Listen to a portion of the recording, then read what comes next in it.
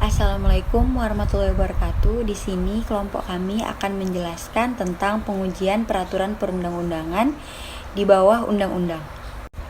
Sebelum itu, perkenalkan, nama saya Amelia Asri Putri dan rekan saya Farhan Farezi Ramadan. Oke, baik. Pada selanjutnya mengenai kewenangan uji material yang dimiliki oleh Mahkamah Agung.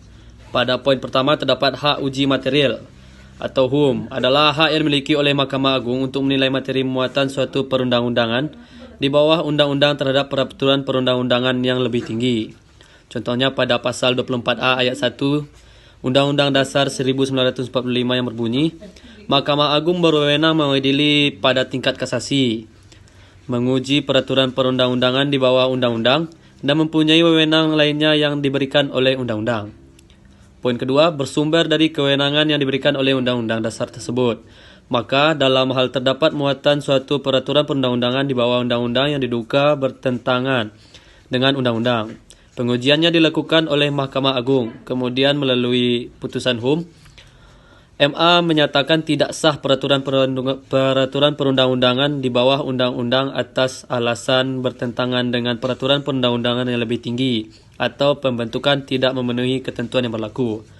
Pada poin ketiga, adapun keputusan mengenai tidak sahnya peraturan perundang-undangan dapat diambil baik berhubungan dengan pemeriksaan pada tingkat kasasi maupun berdasarkan permohonan keberatan langsung yang diajukan kepada Mahkamah Agung.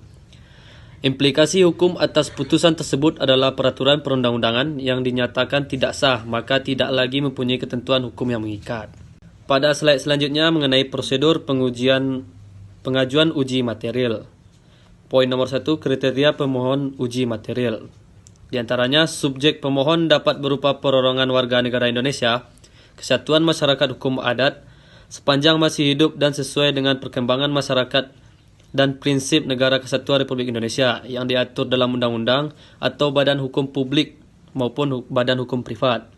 Kedua, pemohon keberatan disyaratkan harus merupakan pihak yang menganggap haknya dirugikan atas berlakunya peraturan perundang-undangan di bawah undang-undang yang hendak diajukan uji material.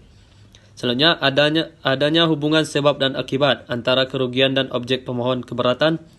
Apabila permohon bersangkutan kelak dikabulkan, maka kerugian yang bersangkutan tidak lagi atau tidak akan terjadi dengan dibatalnya peraturan perundang-undangan di bawah undang-undang yang dimaksud.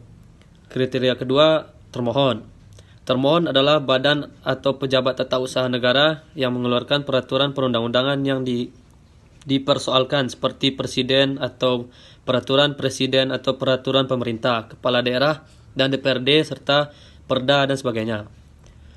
Kriteria ketiga yaitu mengenai objek pemohon keberatan. Objek pemohon HUM adalah peraturan perundang-undangan, yakni kaidah hukum tertulis yang mengikat umum di bawah undang-undang berkaitan dengan objek pemohonan dalam hal terjadi kasus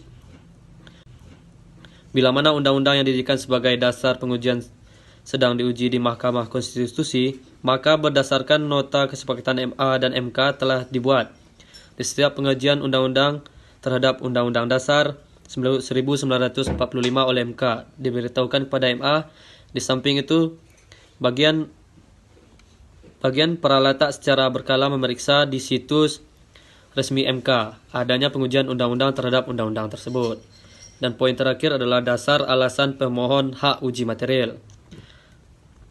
Materi muatan ayat, pasal atau bagian peraturan perundang-undangan di bawah undang-undang yang dimohon uji material dianggap bertentangan dengan peraturan perundang-undangan yang lebih tinggi dan pembentukan peraturan perundang-undangan tidak memenuhi ketentuan yang berlaku.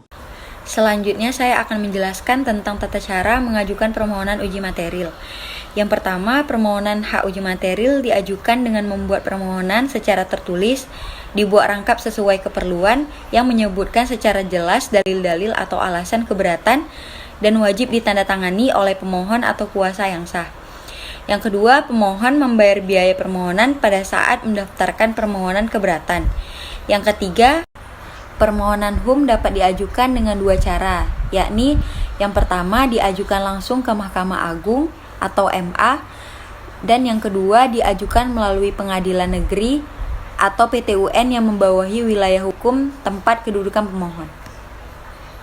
Selanjutnya dasar hukumnya yaitu Undang-Undang Dasar 1945, Undang-Undang Nomor 5 Tahun 2004, Undang-Undang Nomor 3 Tahun 2009, Undang-Undang Nomor 14 Tahun 1985, Undang-Undang Nomor 12 Tahun 2011, Peraturan Mahkamah Agung Republik Indonesia Nomor 1 Tahun 2004, dan Peraturan Mahkamah Agung Republik Indonesia Nomor 1 Tahun 2011.